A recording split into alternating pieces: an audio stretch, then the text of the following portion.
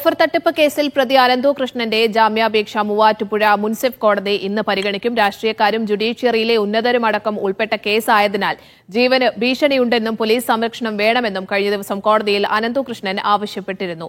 അനന്തു കൃഷ്ണന്റെ ജാമ്യാപേക്ഷയെ ശക്തമായി എതിർക്കാനാണ് പ്രോസിക്യൂഷന്റെ തീരുമാനം.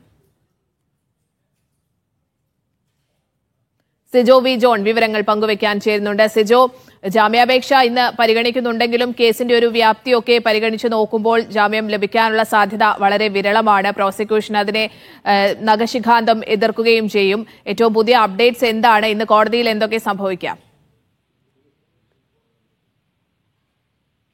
കഴിഞ്ഞ ദിവസം അറസ്റ്റിലായതിനു ശേഷം പോലീസ് ഇയാളെ 5 ദിവസമാണ് കസ്റ്റഡിയിൽ എടുത്തിരുന്നത്.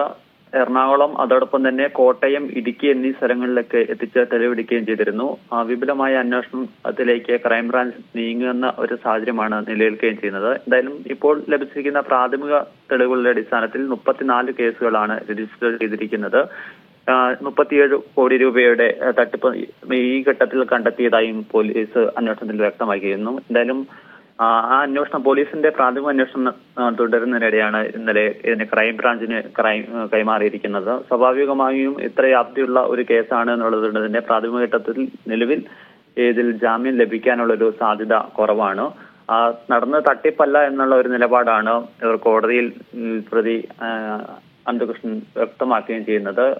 ചില സാമ്പത്തിക ബുദ്ധിമുട്ടുകൾ ഉണ്ടായിട്ടുണ്ട്. അത് വേഗത്തിൽ തന്നെ പരിഹരിച്ച് ഇത് ആളുകൾക്ക് വസ്തുക്കൾ നൽകാമെന്നുള്ള ഒരു ഉറപ്പാണ് നൽകുകയും ചെയ്യുന്നത്. അതേസമയം തന്നെ ഇതിന് പിന്നിൽ വ്യാപകമായ ഒരു തട്ടിപ്പ് നടന്നിട്ടുണ്ട് എന്നുള്ളൊരു നിലപാടിലാണ് അന്വേഷണ സംഘം നിലവിൽ ഉള്ളത്.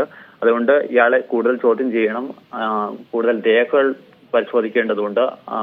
ഈ പ്രതി പുറത്തിറങ്ങിക്കഴിഞ്ഞാൽ ഇവരെ ആളുകളെ സ്വാധീനിക്കാനുള്ള ശ്രമങ്ങളൊക്കെ നടക്കുന്നുള്ള ഒരു കാര്യവും എന്തായാലും കോടതിയിൽ ചൂണ്ടിക്കാണിക്കുന്ന കാര്യത്തിൽ ഉറപ്പുണ്ട്.